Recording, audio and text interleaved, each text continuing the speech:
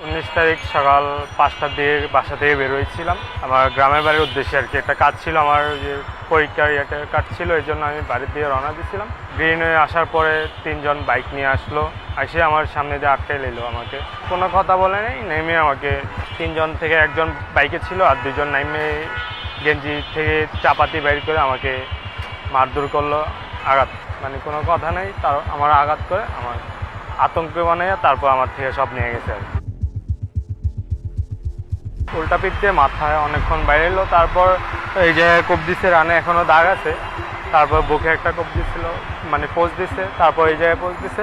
বইয়ের জন্য বেঁচে গেছিলো, এই যে এই জায়গায় কোপটা দিছিল, বুকে পোস্টটা দিচ্ছিল। এইভাবে আমি এরকম করছি দেখি আমার গেঞ্জিটা ফাইরা গেছে আর আমার বুকে একটু আঁচড় লাগছে আর কি।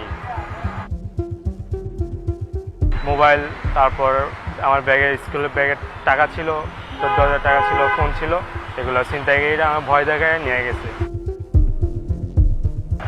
যেদিন ঘটনা ঘটছিল ওই দিন গেছিলাম আমি মামলা করার জন্য। ওরা বললো যে ওই হসপিটাল থেকে রিপোর্ট আনার জন্য এই আবার হসপিটালে গেছি, হ্যাঁ আবার ঢাকা মেডিকেলে যাইতে বলে। এই জন্য আমার শরীর অনেক খারাপ ছিল, এই জন্য আমি আর যাই নাই। তারপর আমি দেশের উদ্দেশ্যে রওনা দিচ্ছিলাম আর কি, ওই জায়গায় যে প্রাথমিক চিকিৎসা নিই।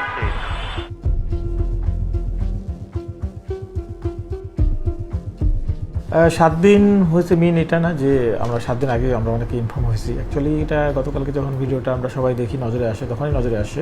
আমরা এই ভিডিওটা আমাদের নজরে আসার সাথে সাথে আমরা এটা কাজ করা শুরু করি। প্রথমত আমরা ঘটনাটার স্থানটা আইডেন্টিফাই করি, ভিকটিমকে আমরা ফাইন্ড আউট করি, তার সাথে কথাবার্তা বলি এবং একটা মামলা রেকর্ড করাই।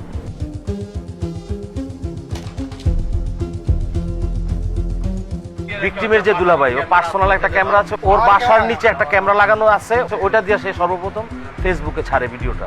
তারপরে আমাদের গ্রিনের সমাজ কল্যাণ সমিতি থেকে আমাদেরই এক সদস্য আদনান ও ছাড়ছে। ও ছাড়ার পরে ভিডিওটা যখন ব্যাপক ভাইরাল হয়ে যায়, তখন বিভিন্ন ধরনের প্রশাসন আইসা এটা ইনকোয়ারি করতে থাকে।